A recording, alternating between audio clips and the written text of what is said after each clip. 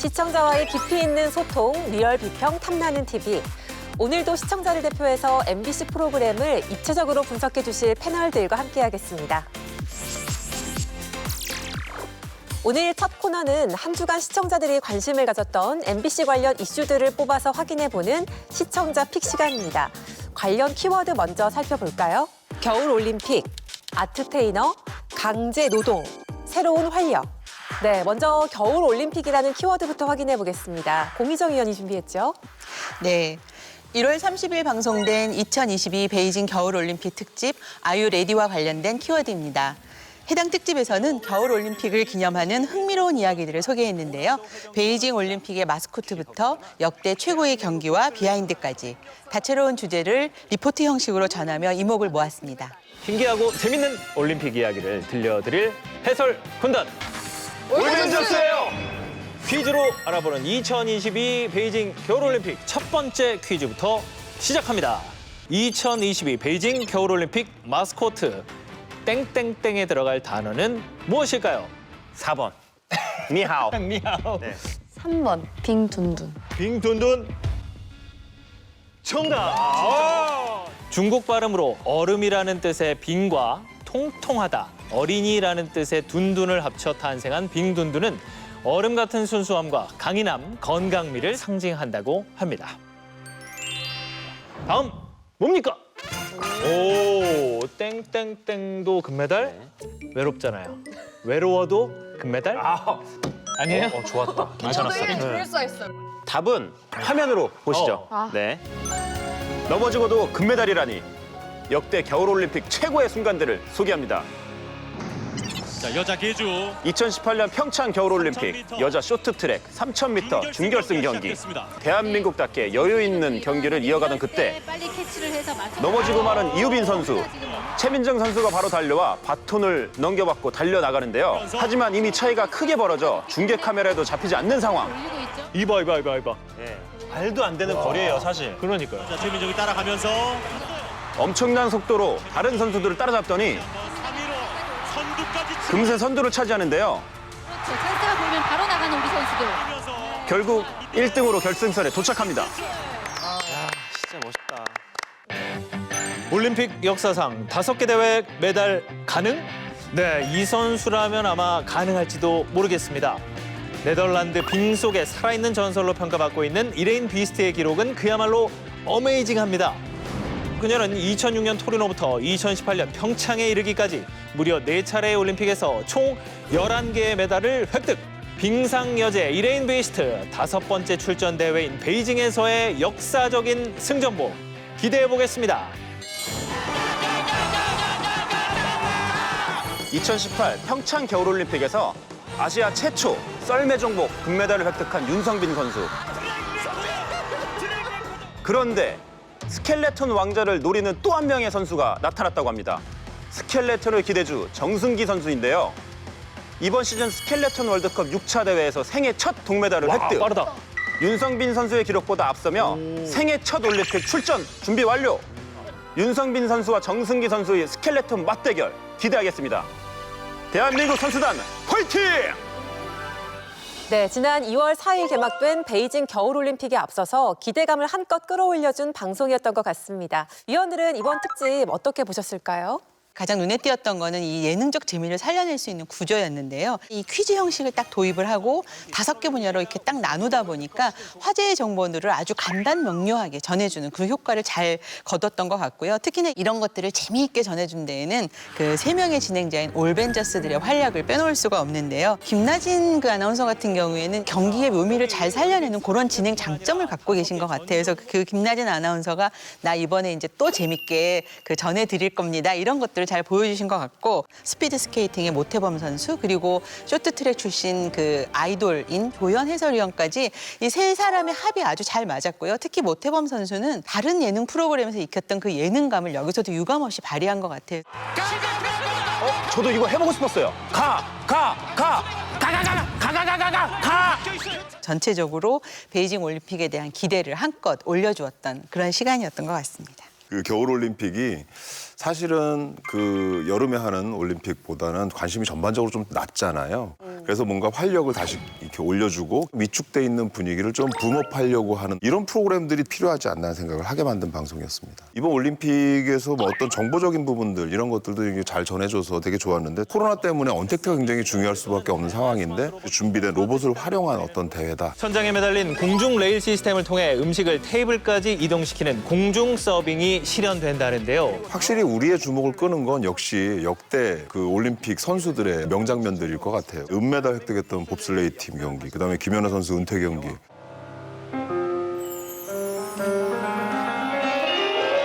좋습니다. 네, 역시 김연아 선수입니다. 네. 트리플 러츠, 트리플 토르. 아, 이번에는 또 어떤 명장면이 나올까 이런 기대를 할 수 있게 해준다는 측면에서 괜찮았던 것 같고요. 특히 이 영미 열풍을 일으켰잖아요, 컬링이. 근데 올해는 선수 포지션이 바뀜으로 해서 초이가 열풍을 일으킬 거라고 예고해주기도 했고. 그럼 누굴 불러야 돼요, 이번엔? 딱다가 저를 부르니까 네? 이렇게 쳐다본 거예요. 위축된 어떤 분위기 이런 것들을 되게 활력 있게 만들어줬는데 전반적으로 기대감을 많이 끌어올리지 않았나 하는 생각이 들었습니다. 네, 이런 방송에서 가장 중요한 역할이 실제로 올림픽을 보게 만들어야 되는 거잖아요. 그런 면에 있어서 굉장히 좀 큰 흥미와 호기심을 불러일으켰던 방송이었던 것 같아요. 저 같은 경우에는 올림픽 때만 이런 TV 스포츠 중계를 즐겨보는 그런 시청자인데 저처럼 이렇게 스포츠 이슈를 빠르게 따라잡지 못하는 시청층에게도 재미있고 다양한 관전 포인트를 많이 짚어준 방송이었다라고 생각이 들고요. 이날 프로그램 방송 분량이 30분 분량이었거든요. 근데 이거를 또 5개 코너로 나누어서 되게 컴팩트하게 구성을 했어요. 편집도 되게 신속하게 빠른 감각으로 했기 때문에 시청자들이 프로그램 자체도 굉장히 좀 즐겁게 봤고 보면서 올림픽에 대한 좀 이번에 어떤 점들을 눈여겨서 봐야겠다. 동기를 잘 불러일으킨 방송이었다고 생각이 듭니다. 다음 키워드 살펴보겠습니다. 강제 노동. 이건 또 어떤 프로그램과 연관된 단어일까요? 네, 지난달 25일 방송된 PD수첩 나의 가족을 고발합니다 편 관련 키워드입니다. 이날은 한 보육설이 아동을 상대로 학대와 강제 노동을 일삼았다는 의혹을 보도했는데요. 해당 보육시설 출신의 피해자와 함께 당시 가학적인 일들이 진행됐던 정황을 되짚으며 심층 취재를 전하였습니다. 서울시립 꿈나무 마을. 꿈나무 마을은 매년 서울시로부터 약 100억 원의 보조금을 받는 시립 보육원입니다. 그는 이곳에서 수년간 아동 학대를 당해왔다고 주장하고 있습니다. 협력한 애들만 집요하게 괴롭히는 선생들이 있는데 아이들한테 상습적으로 학대를 하는 거예요. 근데 그거를 가족이라는 말도 안 되는 겉으로 포장을 해가지고 시설에 대해 책임을 묻고 싶었어요. 지훈 씨는 3년 전 만 18세가 되면서 이곳을 나왔습니다. 그런데 지난해 지훈 씨는 이곳 꿈나무 마을을 떠난 지 2년 만에 보육교사 3명을 아동학대 혐의로 고소했습니다. 지훈 씨는 대체 이곳에서 무슨 일을 겪었던 걸까요? 그는 초등학교 5학년부터 고1까지 지속적인 학대가 있었다고 주장합니다. 그 성하는 선생님은요, 이 약한 애들만 집요적으로 괴롭혀요. 그 밥도 못 먹게 해요. 밥도 그 접시에 밥을 풀면은 그걸 엎어버리고 막 먹다 토하고 이래도 그 토한 거를 쓸밖에 이렇게 퍼서 그릇에 다시 부어요. 그리고 그거 다 먹으라고 다시. 팔다리를 애들 보고 다 잡게 시킨다. 계속 한 200대쯤 맞으면 이 골마서 터져요. 아동 학대 의혹이 제기된 꿈나무 마을은 50년 가까이 재단법인 마리아 수녀회에서 운영해온 보육원. 수녀님이 담당했던 반에서도 맞는 건 일상이었다고 합니다. 보육교사 수녀님이에요. 그 수녀님이 진짜 하루에 한 번은 꼭 맞았던 것 같아요. 어떨 때는 내가 왜 맞는지도 모르겠고. 그런데 기합이나 체벌보다 더 두려운 것이 있었다고 합니다. 아이들 사이에서 도는 흉흉한 소문. 애들이 갑자기 사라져요. 평상시에 문제가 있다라고 이제 공공연하게 어른들이 이야기하던 아이가 갑자기 사라져요. 수상한 소문의 진원지는 경상남도 합천군 삼가면 산골짜기에 위치한 수녀원이었습니다. 여기에서 생활을 했던 거예요? 응. 2층. 열흘간 이곳에 머무르며 주원 씨가 했던 건 농사일. 아침부터 저녁까지 밥 먹을 때를 빼곤 수녀들의 지시에 따라 모종을 심고 도랑을 팠다고 합니다. 이제 벌칙 장소로 운영이 됐었고 아이들의 의사와 관계없이 노동이 있었다. 그리고 간단하게 아이들하고 관리를 하고 이 정도고 뭐 강제 노동을 한다든가 벌칙을 그곳에서 심하게 받는다든가 그런 일은 있을 수가 없습니다. 하지만 사실이 아니라는 제보가 이어졌습니다. 그 시설에서는 뭐 강제 노동이 아니라고 하는데 강제 노동이 맞고요. 왜냐하면 제가 시켰으니까요. 애들이 저 하기 싫어요 이런 게 안 돼요. 하기 싫다고 하면 바로 때리니까요. 오래전 시설을 나왔다는 또 다른 졸업생. 이런 거를 막기까지 계속 신고를 한 2-3번 정도 했었던 것 같아요. 그때마다 신고가 안 막혔어요. 심지어는 제가 아이들한테 그 얘기를 들었어요. 경찰 도저히 못 참아서 경찰 112 신고를 했다는 거죠. 그럼 애들이 신고를 했으면 조사를 해야 되잖아요. 근데 그때 그냥 왔다가 그 사무국장이나 그 사람들이 아무 일 없다, 별일 없다, 그럼 가는 거죠. 시청자들은 어떤 반응을 보였나요? 네, 댓글 살펴보면요. 마음에 입었던 상처가 덧나지 않고 잘 아물기를 진심으로 바랍니다. 너무 안쓰럽고 마음이 아파요. 따뜻하게 감싸도 모자랄 아이들에게 어떻게 이런 몰상식한 짓을 하는 걸까? 반드시 처벌해야 합니다. 인간의 탈을 쓴 악마들이군요. 반드시 저지른 행동에 대하여 대가를 치러야 합니다. 이처럼 가해자들을 향한 분노와 함께 피해 학생들에 대해 안타까워하는 댓글이 많았습니다. 네, 위원들은 어떻게 봤을까요?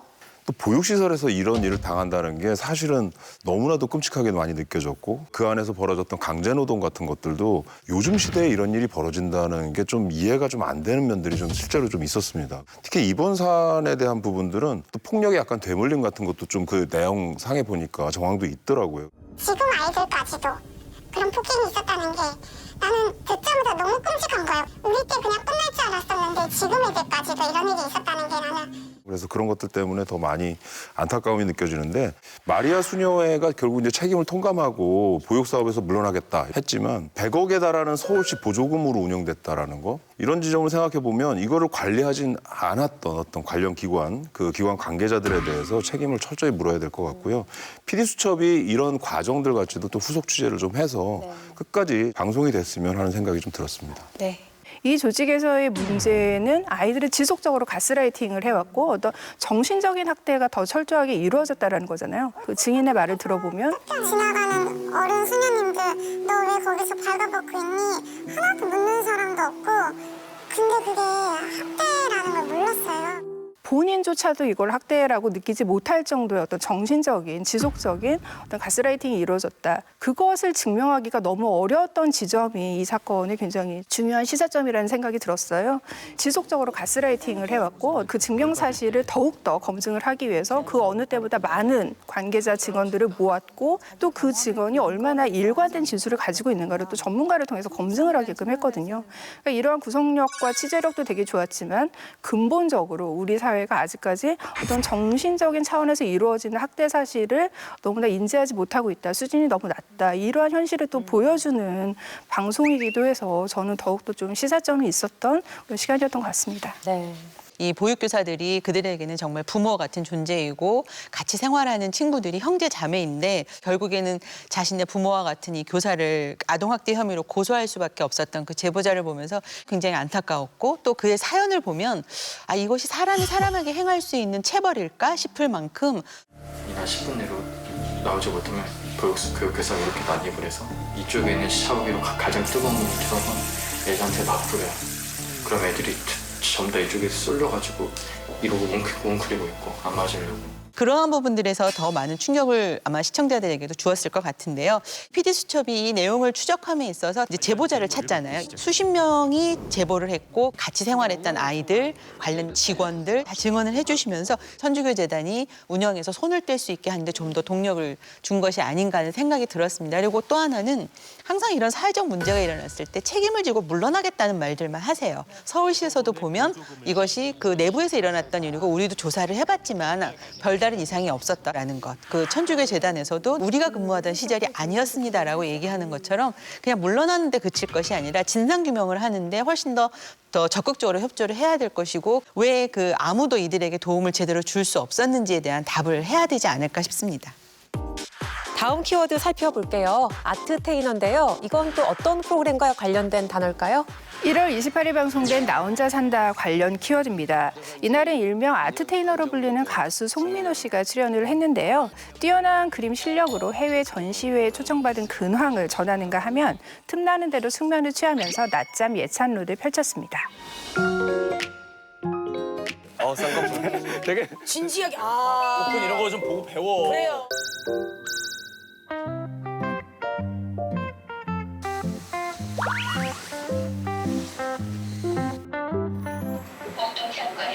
왔다. 안 돼. 안 들었나 봐.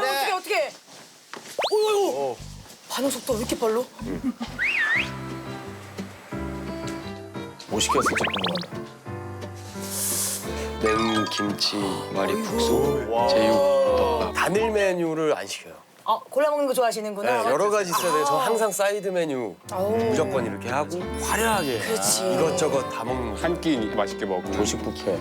소떡소떡 사이드 메뉴. 와우. 아이고 복스럽게 먹네. 아이고. 이 먹는다.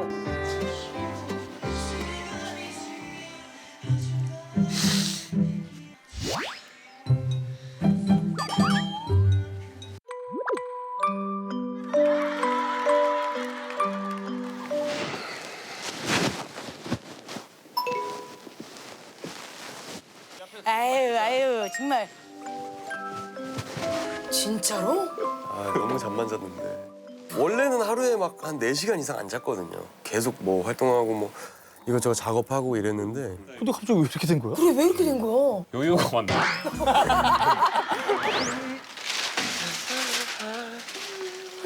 작업실이요? 네, 저의 화실입니다.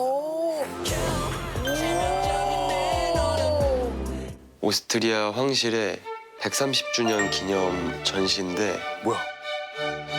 거기에 제가 이제 뽑혀서 전시를 할 수 있게 됐습니다.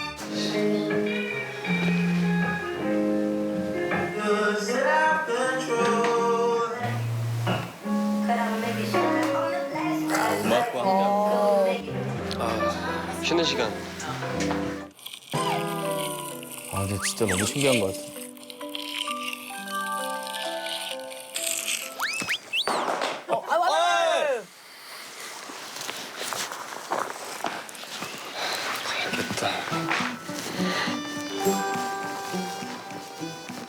이거 거의 자러 간 거 아니야?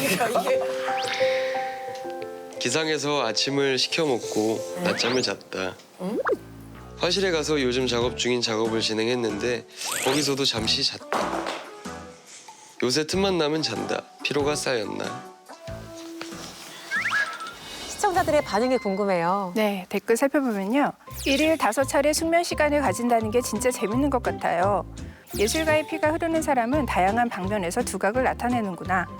시집 읽으며 자기 개발하는 것도 좋다. 지금처럼 자기 자리에서 열심히 해주는 예술가가 되길.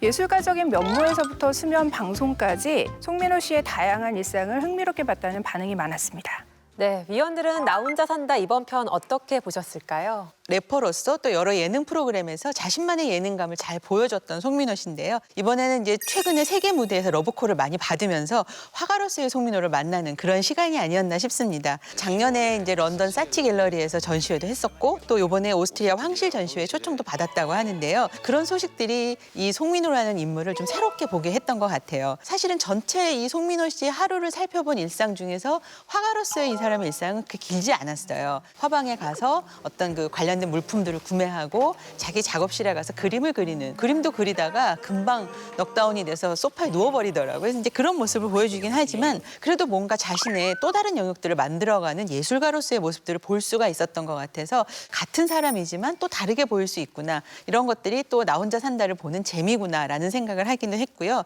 조금 더 송민호라는 인물이 어떤 인물인지 접근할 수 있게 해주어서 어떻게 보면 나 혼자 산다의 기획 의도를 좀 잘 살린 그런 편이 아니었나 싶습니다. 저는 이제 나 혼자 산다 이 제목에 좀 가장 걸맞게 이제 혼자 사는 삶의 정점을 보여준 회차라는 생각이 드는데, 왜냐하면 본인이 지금 하고 있는 작품 활동에 집중하기 위해서 모든 삶의 환경 등이 굉장히 루틴하게 세팅이 잘 돼 있다는 느낌을 받았거든요. 과하다 싶을 정도로 아침에 식사를 정말 성대하게 먹고 또 숙면을 취하기에 정말 최적화된 집의 환경 조건이라고 생각해요. 그 환경에서 잠을 안 잘 수 있는 사람 저는 몇 명 없다라고 생각하거든요. 그런 것들을 보면 결국엔 이분이 잘 먹고 잘 사는 게 굉장히 중요하다. 모든 거에 있어서. 그런 좀 철학도 가지고 있는 거 아닌가라는 생각도 들었고, 그리고 예술가에 대한 뭐 어떻게 보면 선입견일 수 있는데 오전 10시에 일어난다고 하면 밤늦게까지 정말 작업을 많이 하나 보다. 그래서 좀 낮밤이 바뀌어서 올빼미족 생활을 하는구나라고 생각하는데 밤 10시가 되기 전에 잠자리에 들어가요. 거의 신생아 수준으로 잠을 잔단 말이죠. 그런 약간 역설적인 부분에서 나오는 어설픔, 뭐 그런 부분이 좀 더 친밀감을 느끼게 했던 회차가 아니었나 싶어요. 나 혼자 산다는 또 이게 일상을 담는데 관찰하는 시점에서의 어떤 재미 이런 게 굉장히 중요한데 출연자들의 이날 리액션도 굉장히 좋았던 것 같아요. 그래서 기안84가 송민호와 아주 시종일관 비슷하다 자신이 막 이렇게 얘기했던 지점도 좀 웃음이 나왔고요. 또 정반대로 너무 다르다 그런 걸 주장했던 코드쿤스트의 모습도 굉장히 비교점을 주면서 굉장히 재미난 지점들을 줬습니다. 그리고 이런 비교점을 아주 예리하게 잘 짚어내는 전현무 씨와 박나래 씨의 리액션도 잘 어우러진 방송이 아니었나라는 생각이 들었습니다.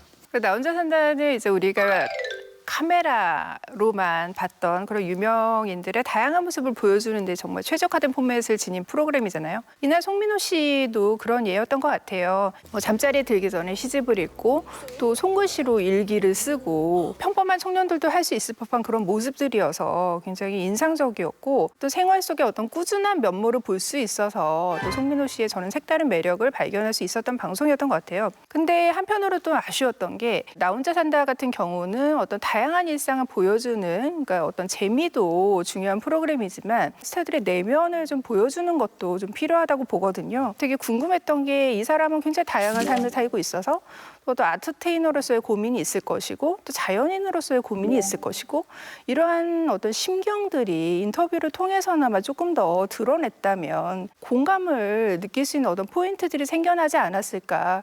그런 면에서 좀 이번 방송은 재밌었지만 한편으로는 조금 아쉬움이 남는 그런 시간이었던 것 같습니다. 마지막 키워드, 새로운 활력인데요. 어떤 프로그램과 연관된 키워드일까요? 지난달 25일 방송된 MBC 다큐 프라임 관련 키워드입니다. 이날은 아름다운 공전 서울 밖으로 유턴편이 공개됐는데요. 서울에서 벗어나 다양한 지역의 가능성을 찾아간 이들이 새로운 활력을 얻게 되는 이야기를 전했습니다. 청양에 가게를 열었다는 청춘을 찾아가 보는데요. 맛있겠다. 읍내에 처음으로 생겼다는 디저트 카페 소문에 별다른 홍보 없이도 사람들이 점점 더 많이 찾고 있다는데요. 디저트 가게가 청양에 생겼다고 해서 반가웠죠. 많이 반가웠고 정말 청양에도 젊은 사람들이 많아지고 있구나라는 거를 이 디저트 카페 때문에 느낀 것 같아요. 청양의 젊음의 기운을 몰고 온 지수 씨. 진짜 청양에서 오픈할 줄은 몰랐고요. 저는 원래 근데 학생 때부터 전공이 이거였기 때문에 내 가게를 갖고 싶다는 꿈은 계속 있었는데 그 신한력 플러스 사업으로 청년 스타트업들 지원해준다는 게 있었어가지고 청년들에게 든든한 기반을 만들어준 곳이 바로 이곳입니다. 사실 청양은 충남 지역에서도 발전 낙후도 1위로 뽑힙니다. 지난 2017년부터 5년 동안 청양을 떠난 청년은 약 1,600명. 전체 청년 인구의 약 5분의 1입니다. 청년 스타트업 지원은 이런 위기감에서 시작됐습니다. 서울로의 직진을 멈추고 과감히 고향으로 유턴한 청년들. 그렇게 2021년 총 8팀의 젊은이들이 고향에서 창업을 했습니다. 경상북도 포항의 끝자락, 별만지는 마을 두마리. 두마마을이 사과로 유명해진 건 날씨 외에 다른 이유가 하나 더 있답니다. 산나무를 캐던 마을을 사과마을로 바꾼 힘은 바로 이 임도에 있습니다. 이 임도는 천문대하고 연결되어 있습니다. 또 이 임도가 나고 난 뒤에 2017년도에는 이 임도에서 중간에서부터 해서 기상대까지 또 임도를 연결해 놨어요. 그래서 여기가 임도선은 교통적으로 봤을 때는 요지가 됐죠. 마을 뒷길에서 해발 1100m에 이르는 보현산 등어리를 잘라 폭 4m로 된 임도가 만들어졌습니다. 그 당시에 요 길밖에 없었으니까 길 하나밖에 없고 어디 갈 수 있는 방안도 없고 임도들이 터지면서 양사방 이제 산을 넘을 수 있고 고개를 넘을 수 있고 이렇게 만날 수 있는 길이 되었지. 작은 임도가 만든 변화는 또 있습니다. 산촌 지역 주민들을 위해 다양한 교육과 판매, 지역민 교류 등이 이루어지는 곳입니다. 나뭇가지를 들고 가지치기를 배우고 있는 김태진 씨. 귀농귀촌을 알아보다 이곳 두마마을을 찾았다는데요. 저는 농촌 살아보기 체험으로 체험단에 참석했다가 지금 두마리 마을에 머물게 되었습니다. 50%가 정착을 했죠. 굉장히 많은, 보통 한 명 하기도 사실 어려운데 살아보기 하면서 근데 세 가구가 정착했다는 거는 50% 굉장히 드문 케이스. 귀농귀촌 인구뿐 아니라 관광객도 임도 개설 전보다 3배나 증가했답니다. 매일매일 재배한 농산물들을 차로 실어 나르고 병원과 시장을 자유롭게 이용하는 등 주민의 삶을 바꾸는 교통 인프라. 작은 임도가 만든 삶의 변화가 이곳에 있습니다. 네, 작은 마을에서 큰 꿈을 펼치고 있는 사람들의 사례를 통해서 지역 균형의 중요성을 알린 방송이었습니다. 위원들은 이번 MBC 다큐 프라임 어떻게 보셨을까요? 지금 여기 나온 얘기는 굉장히 중요한 문제예요. 그러니까 도시 인구 집중도 중요하지만 지역에서는 지금 소멸도시라는 말에 대해서 굉장히 위기감을 많이 느끼고 있습니다. 그러니까 인구가 전반적으로 다 빠져나가기 시작하면 결국은 지역은 그냥 없어져 버릴 수 있다라는 생각들을 많이 하고 계시고 그래서 그 문제를 해결할 수 있는 많은 방법들이 필요한데 이제 이 방송에서는 그런 부분들을 다양한 방식으로 많이 보여줬어요. 특히 제가 인상적으로 봤던 건 이 지역적 특성을 잘 살린 장성군 사례인데 편백나무를 이용해서 주민들한테 참여하는 방식들이 본인이 취향에 맞게 자기가 하고 싶은 것들을 할 수 있게 이렇게 해놨더라고요. 그다음에 여기에 도시인들이 같이 체험할 수 있게 해준 부분들. 그래서 지역과 그다음에 도시 간의 어떤 연결고리 같은 것들을 이렇게 만들어줘서 자연스럽게 이게 피가 돌게 해주는 지역 활성화 이런 가능성을 좀 보여준 부분들이 좀 좋았다고 보여집니다. 국가 균형 발전 이슈에서 정책을 강조하기보다는 인프라 위에서 주민들의 어떤 적극적인 참여가 더해졌을 때 마을이 어떻게 개선이 되는가 이런 점들을 보여줘서 저는 좀 의미가 있었다라고 봅니다. 저는 제일 인상적이었던 게 포항시 북구의 두마마을 사례였는데요. 교통 인프라가 너무나 부족했던 지역이었는데 여기에 작은 임도가 하나 들어서면서 처음에는 주민들의 어떤 교통 편의성이 높아지고 외부와의 교류를 통해서 주민들의 삶이 굉장히 좀 적극적이고 마을 전체의 분위기까지 바뀐 그런 사례예요. 그래서 우리가 지역 문제를 해결할 때는 이런 인프라를 지원하는 것이 굉장히 중요하고 그 기반 위에서 또 주민들의 어떤 자발적인 참여, 이런 주체적인 모습들이 이루어질 때 어떻게 삶이 바뀔 수 있는가 이런 점들을 되게 보여준 사례여서 되게 인상적으로 봤습니다. 저는 소개됐던 사례 중에는 그 제주도 한라산의 예약 탐방제가 굉장히 인상적이었는데요.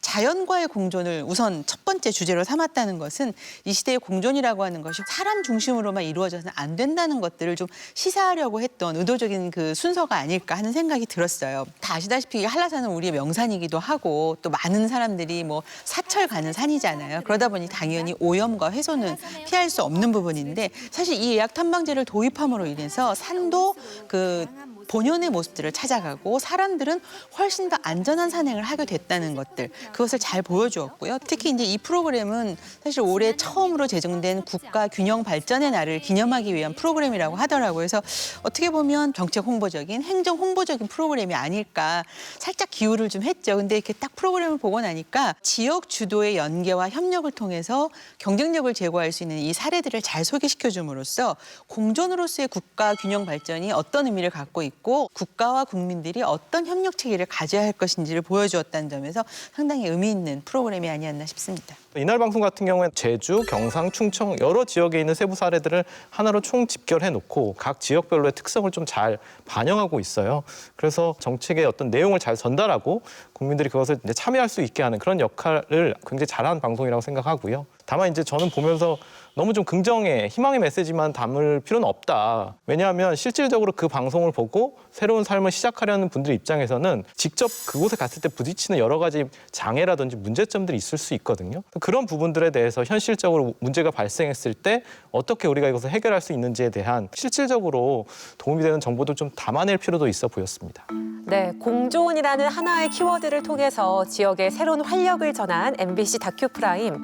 앞으로도 국가 균형 발전을 향한 수많은 노력을 방송으로 담아내주길 기대하겠습니다.